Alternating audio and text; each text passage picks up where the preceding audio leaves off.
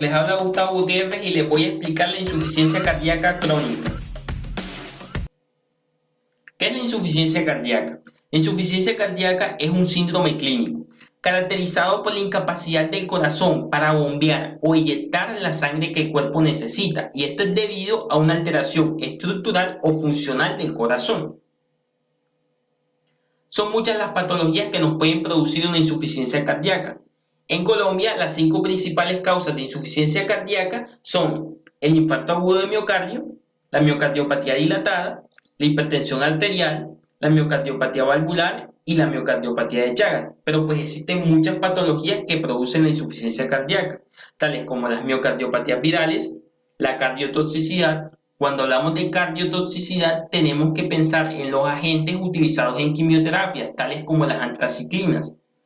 Tenemos también patologías como la miocardiopatía hipertrófica. Pero ¿qué tenemos que tener en cuenta? Tenemos que saber que un corazón insuficiente es un corazón que presenta una disminución en su capacidad de contracción, es decir, una disfunción sistólica, o presenta una disminución en su capacidad para distenderse durante la diástole, es decir, una disminución en su capacidad para llenarse de sangre durante diástole, lo que es la disfunción diastólica. Existen patologías que pueden combinar la disfunción sistólica con la disfunción diastólica. Entonces, si tenemos un infarto agudo de miocardio, una patología caracterizada por una obstrucción de una arteria coronaria, por tanto hay una disminución del flujo de oxígeno a las células cardíacas, esto provoca una pérdida irreversible de las células cardíacas, por tanto va a disminuir el número total de células cardíacas y va a haber una disminución de la capacidad de contracción. Si tenemos una miocardiopatía dilatada, una patología que se caracteriza por la dilatación y disfunción del ventrículo izquierdo, que puede ser causada de forma hereditaria, por infecciones virales, por fármacos cardiotóxicos, e incluso existe miocardiopatía dilatada idiopática. Esta disfunción del ventrículo izquierdo va a disminuir la capacidad de contracción. La hipertensión arterial es una patología que crónicamente aumenta la resistencia vascular periférica.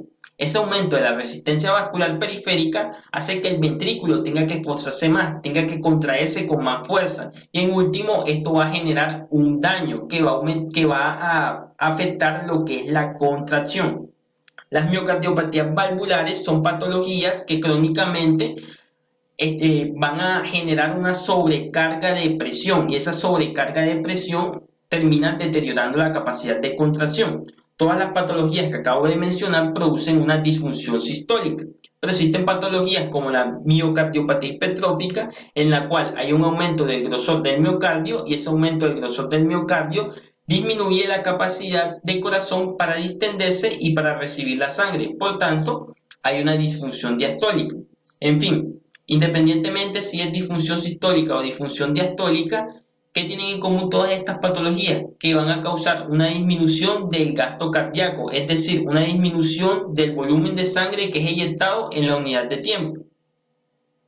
Entonces ahora revisemos la fisiopatología.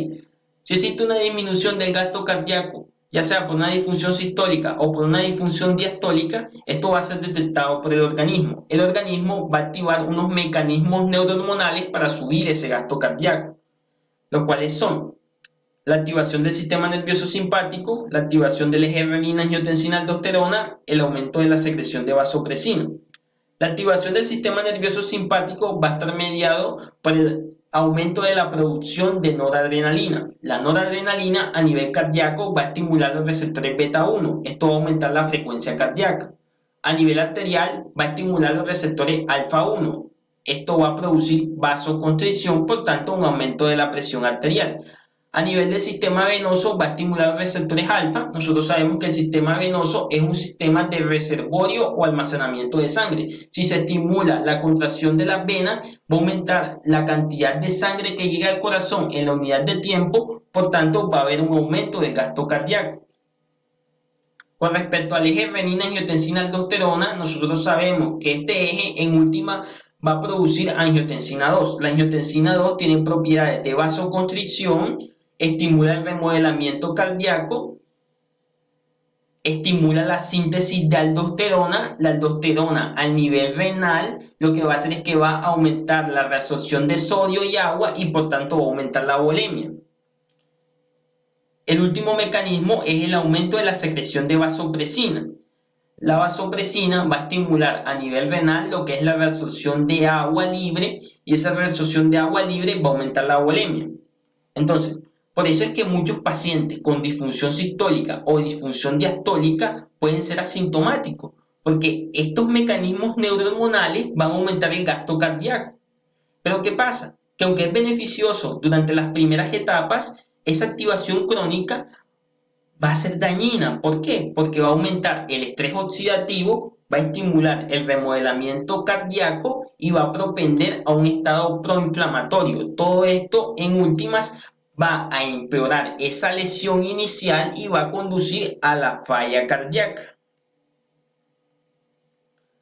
La insuficiencia cardíaca la podemos clasificar según la fracción de eyección del ventrículo izquierdo. Tenemos tres grupos: la insuficiencia cardíaca con fracción de eyección reducida, cuando se demuestra que la fracción de eyección es menor del 40%.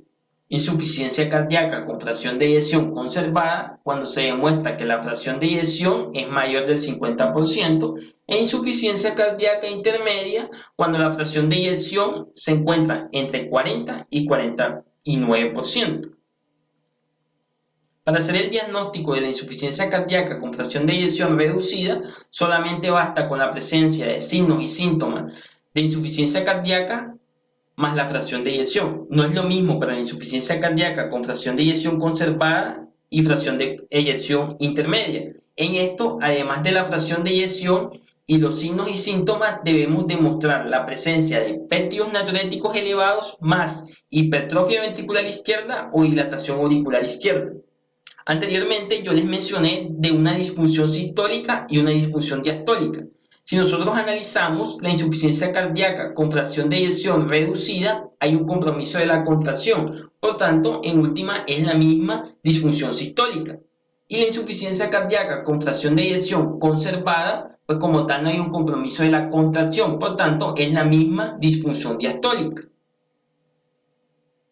Estos pacientes los podemos clasificar funcionalmente según la presencia de disnea o dificultad respiratoria. Existen 4 clases funcionales. La clase funcional 1, que son los pacientes que presentan una enfermedad cardíaca pero no tienen disnea. La clase funcional 2 son los pacientes que presentan disnea con actividad física ordinaria como caminar a su paso normal. La clase funcional 3 son los pacientes que presentan disnea con actividades físicas mínimas como cambiarse, bañarse o cepillarse. Y la clase funcional 4 es la disnea en reposo.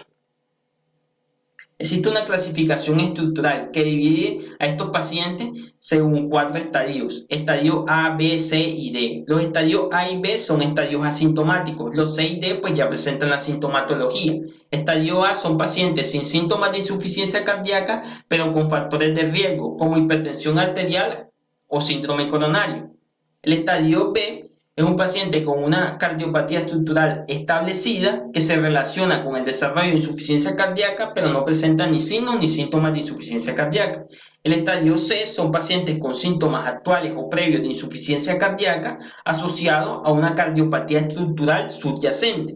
Y el estadio D son pacientes con una cardiopatía estructural avanzada y síntomas severos de insuficiencia cardíaca pese a un tratamiento médico óptimo, que presentan más de 2 hospitalizaciones en el último año y generalmente estos pacientes son candidatos a trasplante cardíaco.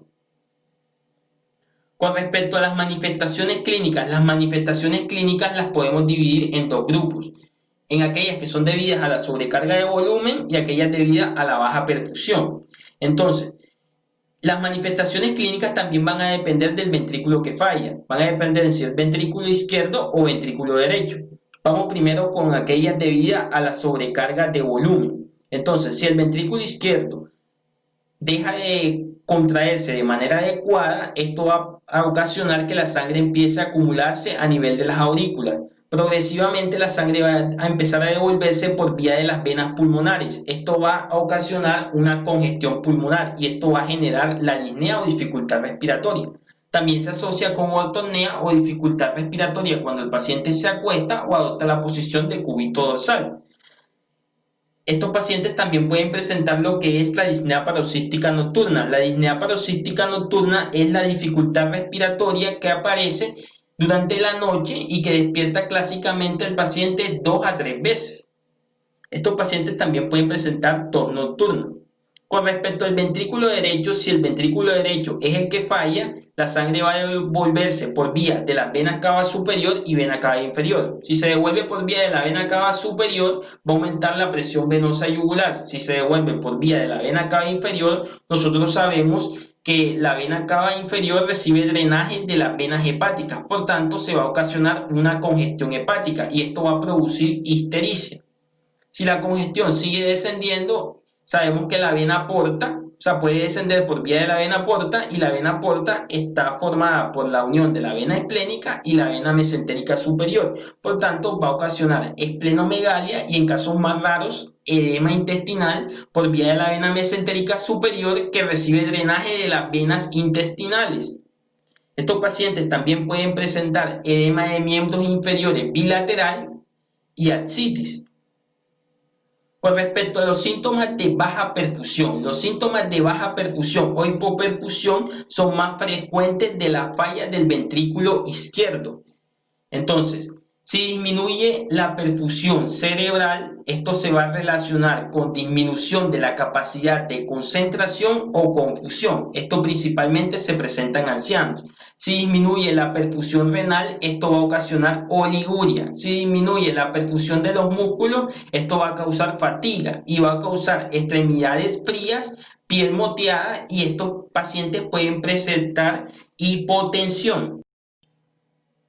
Bueno, con respecto al diagnóstico de la insuficiencia cardíaca, es muy importante realizar una buena historia clínica. Esta historia clínica debe ir encaminada hacia la búsqueda de los síntomas de insuficiencia cardíaca, como son la disnea, la ortornea, la disnea paroxística nocturna. Es muy importante investigar antecedentes de patologías que se relacionen con la insuficiencia cardíaca, como son el infarto, las valvulopatías y la hipertensión. Al examen físico podemos encontrar estertores, edema bilateral de miembros inferiores, soplos cardíacos y muy frecuentemente se pueden encontrar lo que son el tercer y cuarto ruido cardíaco, además de un latido apical desplazado. Con respecto al electrocardiograma, si bien no es específico, es muy importante debido a que es muy poco probable que un paciente con una insuficiencia cardíaca presente un electrocardiograma normal. Puede presentar cualquier alteración. Ahora, con un paciente con estos signos y síntomas de insuficiencia cardíaca, le vamos a solicitar péptidos natriuréticos. Los péptidos natriuréticos son hormonas producidas en muchos tejidos, principalmente a nivel cardíaco, a nivel auricular y a nivel ventricular. A nosotros nos interesan más los producidos a nivel ventricular, lo que son el BNT y el NT-proBNP. Los péptidos natriuréticos consideramos que están elevados en insuficiencia cardíaca crónica cuando el BNP es mayor de 35 y el NT-proBNP mayor de 135. Si los péptidos no se encuentran elevados, es muy poco probable que estemos frente a una insuficiencia cardíaca. Si los péptidos se encuentran elevados, esto apoya nuestra impresión diagnóstica y vamos a solicitar lo que es un ecocardiograma. El ecocardiograma es imprescindible debido a que nos brinda información de lo que es el tamaño, el volumen, el grosor de las cavidades cardíacas. Además, permite visualizar válvulas y muy frecuentemente podemos hacer diagnóstico de la patología de base que está causando la insuficiencia cardíaca. Además, podemos estimar la fracción de eyección del ventrículo izquierdo. Si el ecocardiograma no presenta alteraciones, es poco probable que estemos frente a una insuficiencia cardíaca. En estos pacientes debemos solicitar exámenes complementarios como son el hemograma, porque una de las comorbilidades más frecuentes es la anemia, electrolitos, principalmente sodio y potasio. Sodio porque estos pacientes pueden presentar hiponatremia y esa hiponatremia es una hiponatremia dilucional debido a un aumento de la reabsorción de agua que supera la reabsorción de sodio. Por tanto, causa hiponatremia y esta hiponatremia es de mal pronóstico. El potasio por el tratamiento, porque vamos a ver que los fármacos que empleamos pueden causar hiperpotasemia. La glicemia porque muchos de estos pacientes son diabéticos. TSH porque las enfermedades tiroideas pueden suplantar a una insuficiencia cardíaca y creatinina para el tratamiento. Con respecto al tratamiento, la mayor evidencia que se tiene es en el tratamiento de la insuficiencia cardíaca con fracción de eyección reducida, no así para el tratamiento de la insuficiencia cardíaca con fracción de eyección conservada e intermedia. No olvidar que lo ideal sería encaminar el tratamiento a solucionar la patología de base, la patología que está causando la insuficiencia cardíaca. El objetivo del tratamiento es mejorar los síntomas, aumentar la supervivencia y evitar las hospitalizaciones. La primera línea del tratamiento para estos pacientes es el uso del IECA más un beta bloqueador. El IECA o inhibidor de la enzima convertidora de angiotensina ha demostrado que mejora los síntomas, aumenta la supervivencia y evita las hospitalizaciones, y su uso junto con el beta bloqueador es complementario. Los IECA que se encuentran aprobados en la insuficiencia cardíaca son enalapril, captopril, lisinopril y trandolapril. Ahora, ¿cómo usamos estos fármacos? En general, todos los fármacos que usamos en la insuficiencia cardíaca van a constar de unas dosis iniciales mínimas y unas dosis objetivo.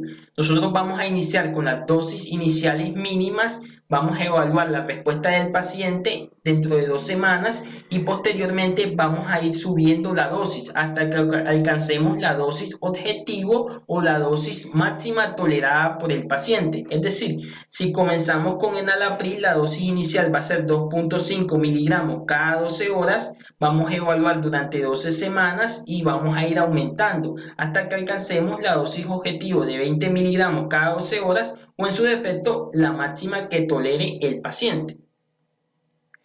Los IECA van a estar contraindicados en los pacientes con estenosis bilateral de la arteria renal, pacientes embarazadas, pacientes que presenten historias de angioedema. Sabemos que el angioedema es una de las reacciones adversas de estos fármacos. Muy importante recordar que estos fármacos pueden producir tos. Con respecto a los beta bloqueadores van a actuar a nivel del receptor beta 1 y por tanto van a disminuir lo que es la frecuencia cardíaca porque van a ser antagonistas. Los que se encuentran aprobados en insuficiencia cardíaca son carvedilol, bisoprolol, nebivolol y metoprolol succinato. Con estos fármacos pues tenemos que ser mucho más cuidadosos, comenzar con las dosis iniciales e ir evaluando la respuesta del paciente. Tenemos que tener en cuenta que el beta bloqueador solo lo podemos usar en pacientes estables clínicamente y que tengan una volemia normal. Están contraindicados en los bloqueos auriculoventriculares de segundo y tercer grado y los pacientes que presenten una frecuencia cardíaca disminuida. Como tal, el tratamiento con el beta bloqueador, pues la frecuencia cardíaca que queremos alcanzar pues son frecuencias cardíacas alrededor de los 70 latidos por minuto. Si a pesar de dar el IECA y el beta bloqueador el paciente sigue sintomático y la fracción de eyección del ventrículo izquierdo es menor del 35%, podemos añadir a este tratamiento lo que es el antagonista del receptor de mineralocorticoides. Tenemos espironolactona y eplerenona. La espironolactona es menos selectiva para la aldosterona, por tanto va a ocasionar ginecomastia dolorosa. En cambio, la eplerenona va a ser más selectiva para el receptor de aldosterona y por tanto no se va a relacionar tanto con lo que es la ginecomastia. Tener muy en cuenta que estos fármacos pueden causar hiperpotasemia y más que todo si se asocian con los IECA, y como los vamos a asociar con los IECA es muy importante medir constantemente lo que es el potasio, estar muy pendiente de sus niveles y que no superen los 5.5. Ahora, si el paciente, pese a recibir un IECA más un beta bloqueador y antagonista del receptor de mineralocorticoides, sigue sintomático y una fracción de eyección menor del 35%, podemos usar varias estrategias. Si el paciente anteriormente toleró un IECA o un ARA2, vamos a usar sacubitril/valsartán. El sacubitril/valsartán es la combinación de un inhibidor de la neprilicina y un antagonista del receptor de angiotensina. Entonces, la neprilicina es una enzima que se encarga de degradar lo que son los péptidos natriuréticos, la bradicinina y péptidos vasoactivos. Todos estos son beneficiosos porque causan diuresis, natriuresis, aumento de la vasodilatación y tienen propiedades de antirremodelamiento. Entonces, si inhibimos la neprilicina, estos van a aumentar su concentración. Por tanto, tiene evidencia que mejoran a los pacientes con insuficiencia cardíaca.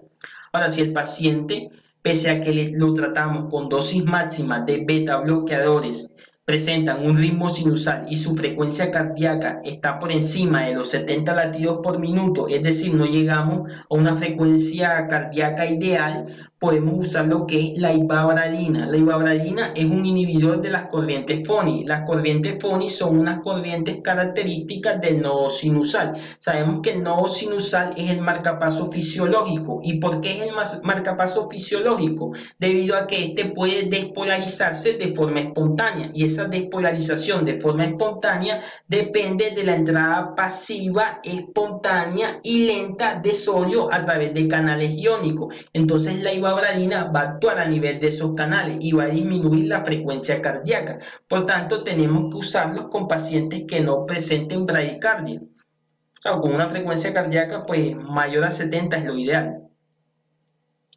Ahora, si estos pacientes siguen sintomáticos y la fracción de eyección no mejora, muchas veces estos pacientes, la causa de que no mejoren es porque presentan alteraciones a nivel de la conducción cardíaca.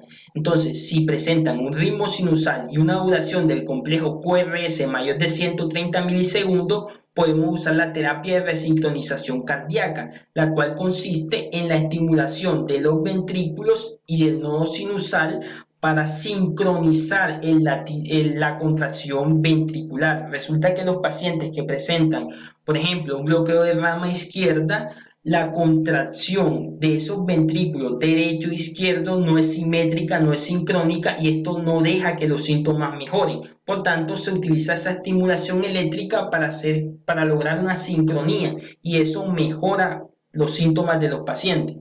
Ahora, una parte muy importante del tratamiento son los diuréticos. Los diuréticos se van a usar siempre que el paciente esté congestivo. Se pueden usar junto con IECA más beta bloqueador siempre y cuando no estén contraindicados. Y son fármacos que se usan exclusivamente para los síntomas congestivos. Si el paciente no está congestivo, no se los vamos a dar. Usamos principalmente lo que es la furosemida. Entonces, básicamente esto es lo más importante que tenemos que conocer de la insuficiencia cardíaca. Con respecto al tratamiento de la insuficiencia cardíaca con fracción de eyección conservada e intermedia, no hay mucha evidencia. Realmente no es mucha la evidencia, y el tratamiento más que todo es sintomatológico. Si el paciente está congestivo, pues usamos los diuréticos. Entonces, esto es todo, amigos. Espero que les guste y sigan el canal, por favor.